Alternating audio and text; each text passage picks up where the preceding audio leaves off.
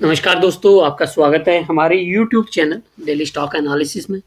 दोस्तों, मैंने आपको कुछ दिन पहले करीबन 10 दिन पहले एक सिंपल मेथड बताया था, जिसके थ्रू अगर आप ट्रेडिंग करते हैं तो लॉन्ग टर्म में एक अच्छा प्रॉफिट बना सकते हैं।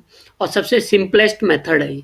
अगर आप केवल केवल एक सिंपल से इस मेथड को लेकर ट्रेडिंग करते हैं तो आपको कभी भी नुकसान नहीं हो सकता। इसकी एक्यूरेसी 90% है। 10% कंडीशन ऐसी हो सकती है कि जब आपको इसमें नुकसान हो सकता है, बट अगर आप लॉन्ग टर्म में देखेंगे तो मोस्टली ट्रेड आपकी इसमें पॉजिटिव ही जाएंगे। सबसे सिंपल मेथड था ये पूरी दुनिया में सबसे ज़्यादा यूज़ किए जाने वाला इंडिकेटर था RSI। उसके बारे में मैंने आपको बताया था वीडियो में। उसके बेस पे मैंने आपको कुछ पेपर ट्रेडिंग में मैंने कुछ शेयर परचेज किए थे।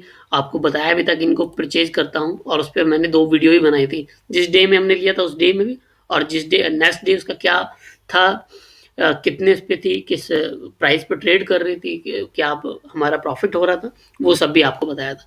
तो आज ये 10 दिन बाद की ट्रेडिंग है जो मैं दिखा रहा हूँ।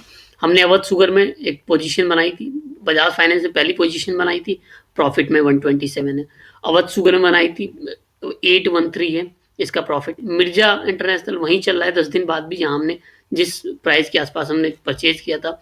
मोंटी कार्लो में भी हमें प्रॉफिट है। कजारिया में भी हमें अच्छा खासा प्रॉफिट है, 66 रुपए का प्रॉफिट।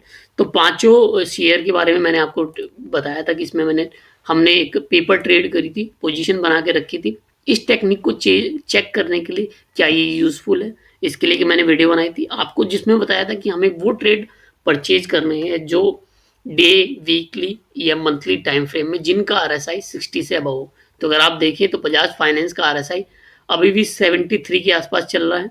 अगर मैं इसको आपको बड़ा करके दिखाऊं तो बजाज फाइनेंस का जो RSI चल रहा है अभी भी 73 है।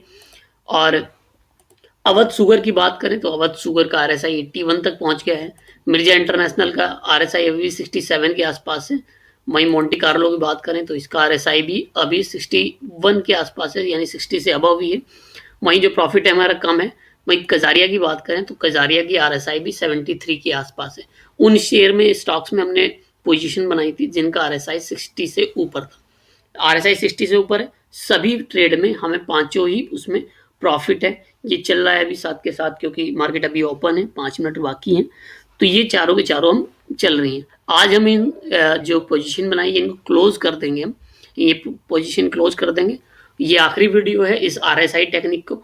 इसके बाद कि मैं आपके लिए एक और टेक्निक लेके आऊंगा। अगर आप RSI में इतने कंफर्टेबल नहीं हैं तो एक और टेक्निक में लेके आऊंगा, जिसमें बताऊंगा कि अगर आप उसके थ्रू भी ट्रेडिंग करते हैं तो आप प्रॉफिट बना सकते हैं लंबे टाइम में भी। अगर आप शॉर्ट टाइम फ्रेम में भी ट्रेडिंग कर रहे हैं तो शॉर्ट टाइम फ्रेम में भी आप उसमें प्रॉफिट बना सकते हैं।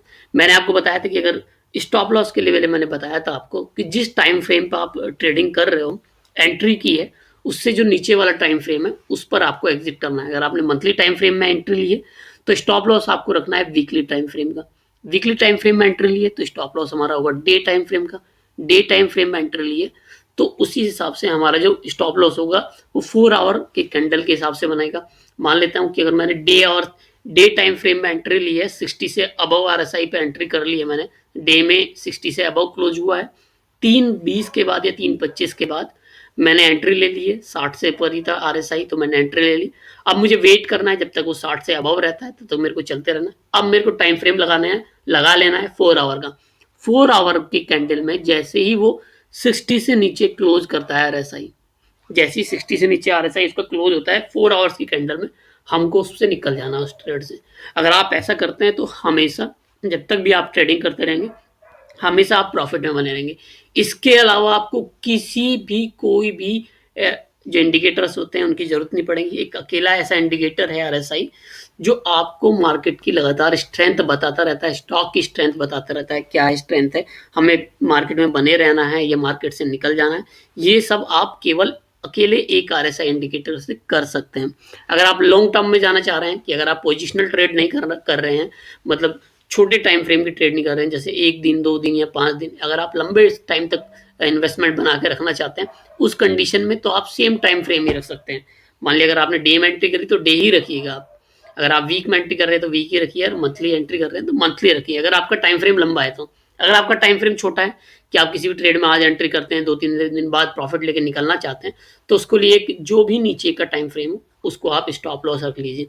अब इसमें अगर आप गौर से देखें, हम पांचों ट्रेड में प्रॉफिटेबल हैं, बस एक जो मिर्जा इंटरनेशनल वाली ट्रेड है हमारी, ये उसी प्राइस पे चल रही है जिस प्राइस पे हमने इसको बाई किया था। लेकिन इसका आरएसआई, अगर हम मिर्जा इंटरनेशनल का आरएसआई देखें, तो स्टिल मिर्जा इंटरनेशनल का आरएसआई 67.85 है, यानी स्टिल अभी ये प्रॉफिटेबल ट्रेड है।